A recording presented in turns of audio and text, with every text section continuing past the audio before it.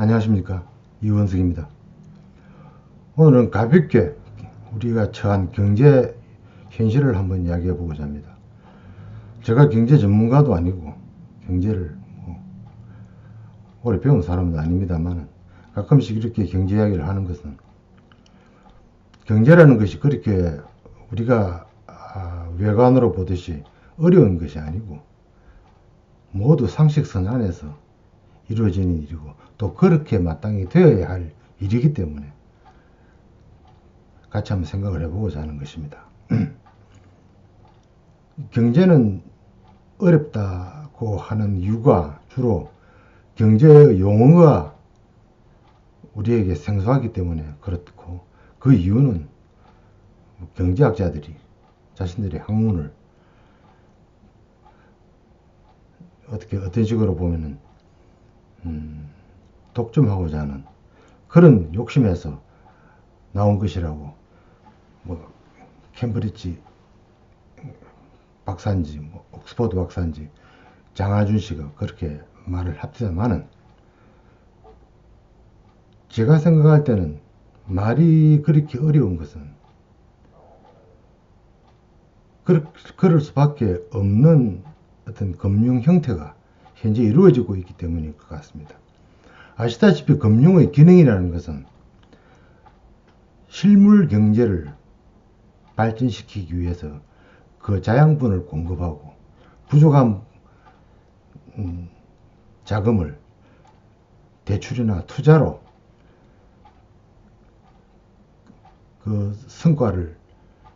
많은 성과를 크게 내도록 도와줌으로써 이익을 산업자본과 금융자본이 적정하게 배분하는 것으로 그렇게 우리가 알고 있고, 또 그것이 정확한 금융기관, 금융자본의 순기능일 것입니다. 그렇지만 지금 우리가 현대에 이르러 금융자본의 움직임은 실제로 실물경제와 동떨어지는 부분이 많습니다. 그것은 금융자본 자체가 하나의 경제의 틀을 이루면서 거기서 이윤을 남기는 방법을 많이 개발하고 있기 때문입니다. 즉 다시 말하면 우리가 흔히 많이 듣던 파생상품, 사모펀드, 또 무슨 요즘 나오는 크라우드 펀드까지 각종 투자 형태가 있고, 또 그 투자 형태가 변칙적으로 발전해서 아주 위험스러운 그런 채권을 소비자에게 판매해서 2008년 금융위기와 같은 그런 터무니없는 위기가 발생하는 경우가 많습니다. 그러니까 자연히 실물 경제의 흐름과 금융 경제의 흐름은 조금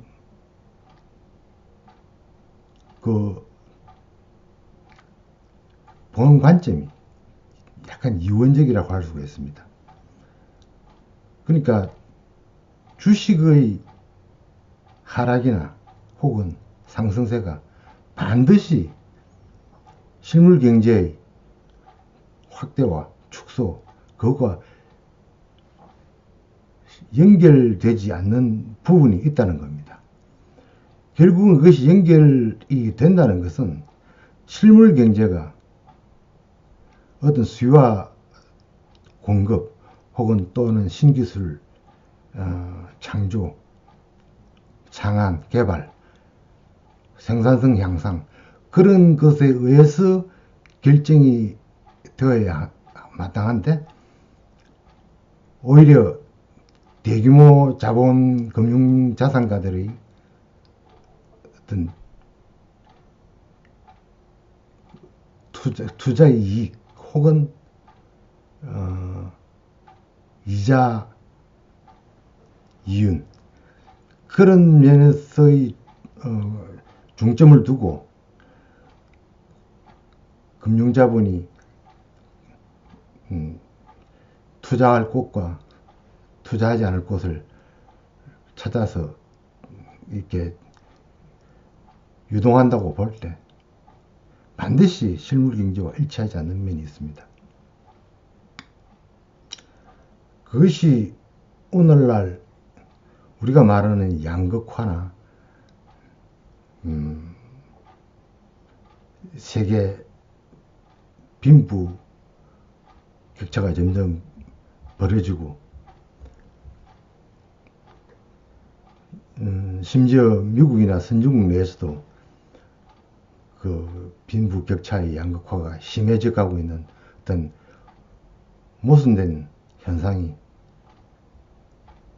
곳곳에서 나타나고 있는 것입니다.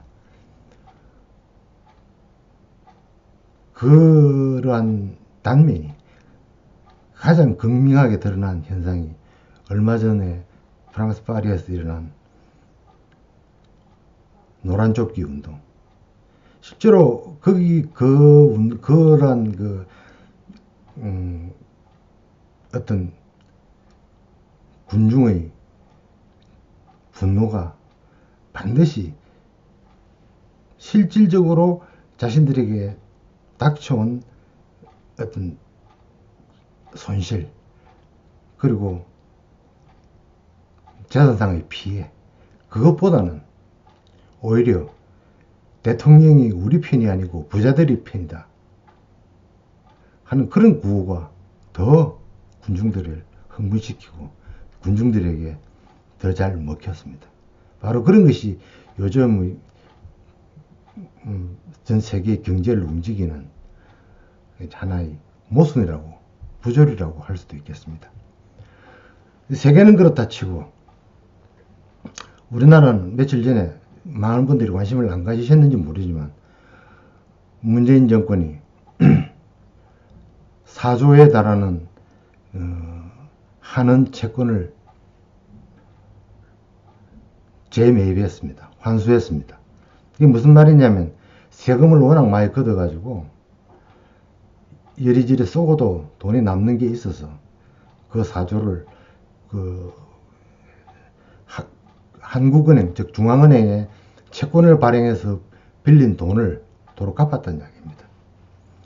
그것은 결국 재정 건전성을 위해서 정부에서 하는 일인데 아마 정통관료 출신이라고 할 수 있는 홍영기 기재부의 안이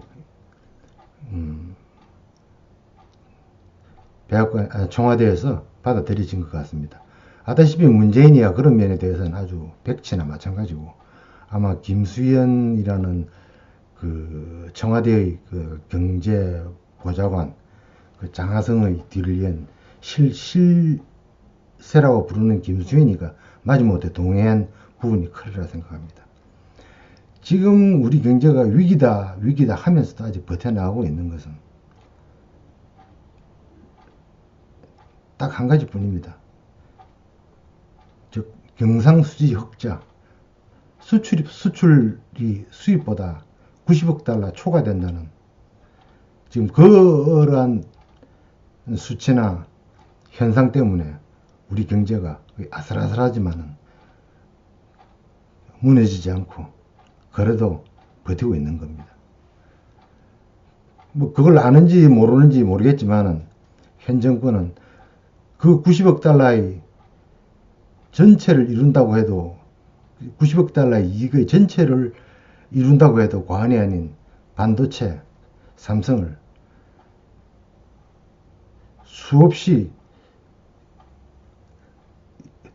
여러 가지 다양한 방법으로 괴롭히고 있습니다.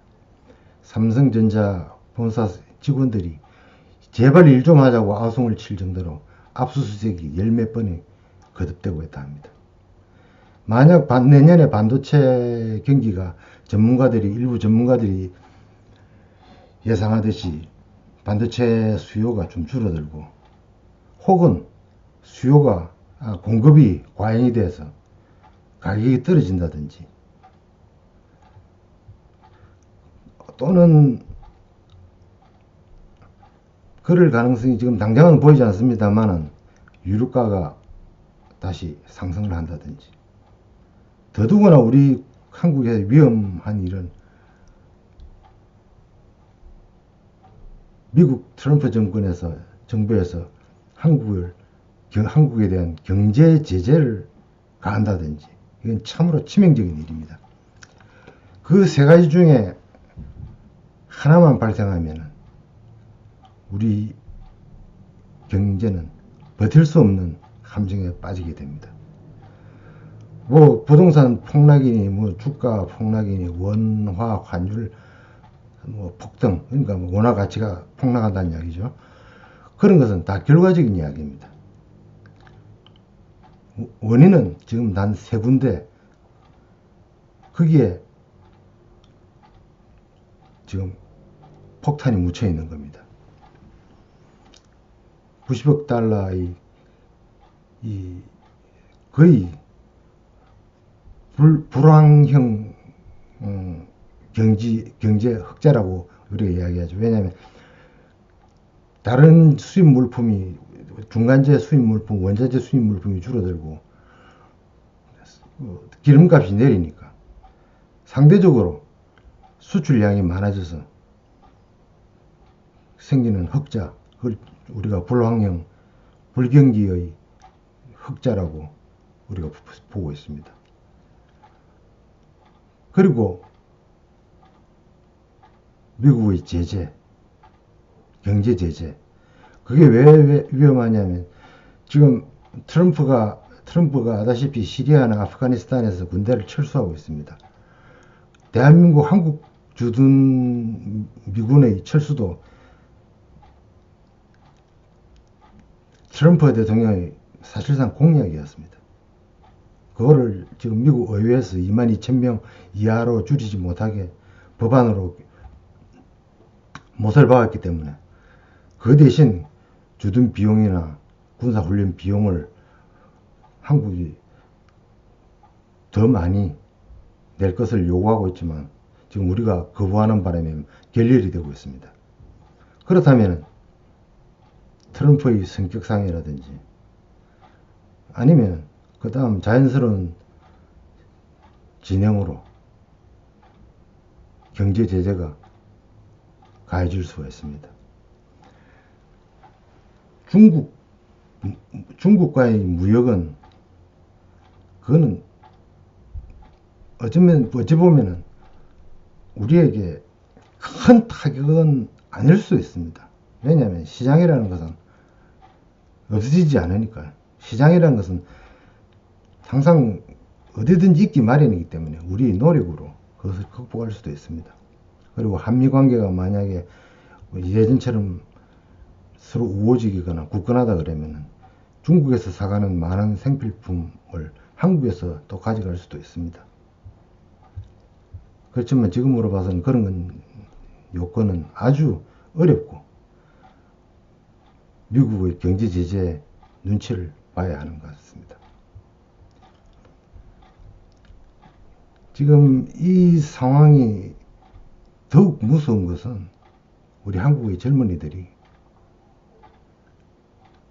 어떤 취업이라든지 창업이라든지 그런 문제보다는 공무원 시험에 몰두하고 있다는 아주 비극적이고 참담한 불행이 우리 현실에 존재하기 때문입니다. 대한민국 공무원 반을 줄이라는 이야기는 수십 년 전부터 해외의 권고사항이었습니다. 그렇지만 그동안에 또 그렇게 하지 않아야 될 이유도 있었습니다. 복지라든지 아니면 전반적인 음지, 경제적으로 고통을 겪고 있는 사람들, 그런 사람들을 조금이라도 구제해주고 또 우리나라 경제에 위험이 되는 해외 투자가들을 좀 규제할 수 있도록 적정 공무원이 필요했던 것도 사실입니다. 그렇지만 지금같이 임의로 공무원 숫자를 엄청 들여서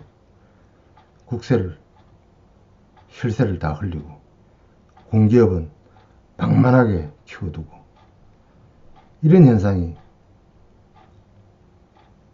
바로 우리의 경쟁력을 죽이는 가장 큰 위험입니다. 감사합니다.